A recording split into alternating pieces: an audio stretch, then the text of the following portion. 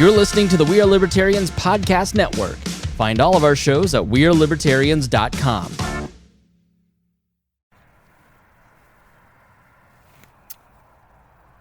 Hey there, it's Chris Spangle here on the Chris Spangle Show, and I'm going to be talking to you more directly and more personally on this feed, and sharing thoughts, quick thoughts, I think, that don't go in the big feed, or things that interest me beyond politics.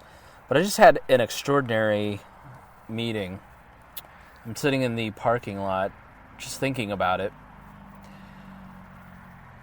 There was a turnover on the Indianapolis City County Council. A woman named Maggie Lewis has led it for a long time, and young, vibrant leader on the Democratic side, very likable. And she was overturned for a guy named Stephen Clay. And if you've seen The Wire and the guy that goes, "She," that's the guy that Stephen Clay is. Only Clay allegedly might have touched some 14-year-old boys in his church that he's a pastor of. And yet still somehow the Republicans on the council decided that he'd be a fit leader for the City County Council. And the Democrats just kind of said, well, this can't happen. And Clay eventually resigned, and in his place was put a guy named Vop Osili. And Vop is somebody that I ran a candidate against. I competed against in 2010 when he ran for Secretary of State. And then 3 or 4 years later, I worked with him a little bit at an ad agency that I worked for. And I always found Vop to be very... He will stare at you intently and listen, and tonight around this round table, remembered every single person's name, remembered my name. I mean, he and I haven't talked in probably 5 years. Just a really intelligent guy. His dad was from Nigeria, and he lived in Nigeria for a time. And Vop is one of the few Democrats that I've ever really had a good, I'm not going to say close relationship with, but very friendly. One of the few Democrats that I have his phone number in my phone. Let's put it that way. And it's because Vop is a guy who isn't trying to... He's a lot like Mike Pence.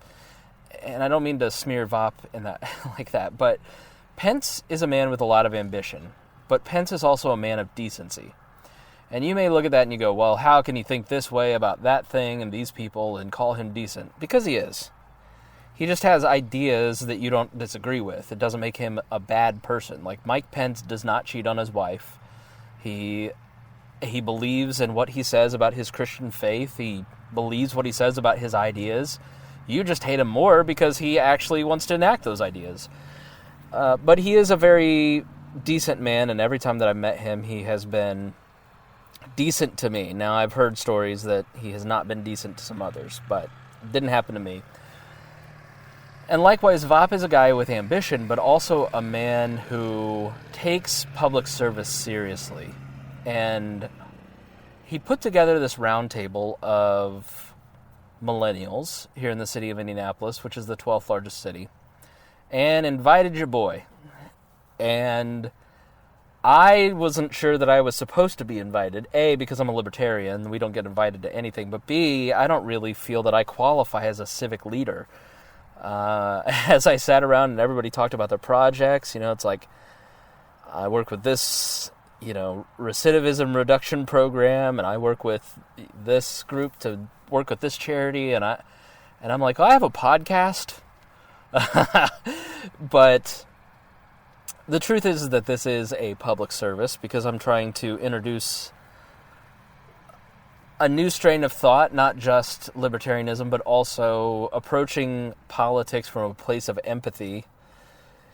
And, man, it is so nice to not be beholden to an ideology, because when you're sitting around a table of people your own age in a political meeting, every race in the city was represented, every political ideology was represented, every culture, I would say, most cultures were represented.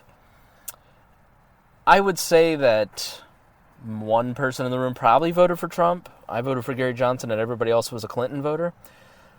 But when you ask this diverse group of people, what do you want the city government to do? What do you want from the city government? Everyone who made a point got head nods from every other person around the table. And everybody wanted the same thing. They wanted jobs. They wanted better economic opportunity for their kids. They wanted better schools. They wanted better roads that we pay for. They wanted more equality in terms of how the government handles everyone. They wanted justice, that justice is applied equally across the city. And I think we all agree with that, and everyone in the room agreed with that, and I certainly agree with it. You run the risk, if you don't get involved in local politics, of letting yourself get propagandized, where there was, for instance, representatives from an undocumented immigrants group. And they're like real people.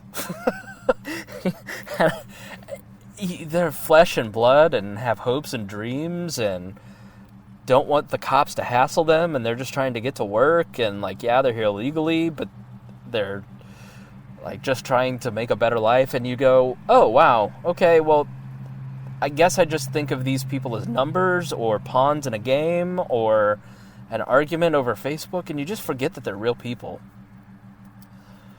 And it was just such a great reminder, I think, for everybody in the room, where you see people that you would disagree with on Facebook, and you go, when we sit in a room and talk to each other, we want the same things. But when we get on Facebook, we argue with each other. We treat each other like enemies instead of like friends. We all agreed at the end of the night that we wanted to continue to meet up and talk and discuss issues that relate to our different communities. And I hope that we do that. I recommended not a boardroom, but a bar, getting together in a personal setting. And I hope we do it, because it was really great to get to know people who, let's be honest. How do I put this? I'll say what I said in the meeting. One of the guys who worked for Indiana Black Expo, a black man, he said, it was weird going to this conference or in this meeting, for instance, because I'm never in a situation where I'm around a lot of black people. And I said, to piggyback off of what he said, I'm never in a situation where I'm around a lot of black people. And the room laughed. But it's true. I live in a suburban area of Indianapolis on the south side. It's not fancy by any stretch. It's very middle class, a lot of working class people. It's very white, except for the second largest population of Burmese outside of Burma. But they kind of stick to their area. We kind of stick to ours. There's not a lot of crossover, which you'd think we share a community, we would talk to each other, but I don't know how. I have been in this town in politics and media for 15 years. I've never been to the Indiana Black Expo headquarters. The Indiana Black Expo is this legendary group where they put on an expo for blacks in the city. I've been instructed by Harry not to say African Americans. And I was talking to Aaron Williams afterwards, and I was like, isn't it a shame that I've never been in this building? That I was the head of the third largest party, and you guys never invited me? And he said, likewise, you never asked to come. I said, I wouldn't know how if I had wanted to. And it's not that I didn't want to, it's just I didn't think of it, because I'm so in my own zone. I'm so in my own life. I'm going to my full-time job, and I'm working with people who look like me and have the same relative experiences that I have. I come home and I talk to my friends who have the same skin color and socioeconomic ladder that I'm at, and we have the same problems. And the reason is that we bond together with people that are like us, because then it makes our shared experience easier. But Indianapolis is actually a pretty segregated city. You don't have a lot of racial mixing or cultural mixing, and that was the one thing that we all agreed that we could fix. Because that's easy to fix. And it was so funny to hear how many people in that room were actually libertarian, because I spoke up, and being the libertarian, I said, listen, I think everybody kind of wants the same thing. We want lower taxes, but the services that we pay for to work right, and then let us do the rest.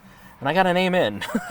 You know, like, all of these folks who work in the black community who deal with the government know it doesn't work, and it's not helping their community.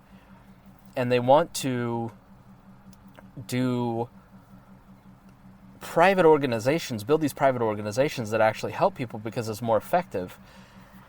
And I think that our cities are more ripe for libertarianism than we give them credit for. And if libertarians actually started engaging in those communities, we might start to see some change. But first we have to humble ourselves and accept the fact that we are uncomfortable. I was uncomfortable walking in that room, but every other person walking in that room was. Your skin color doesn't matter in that situation.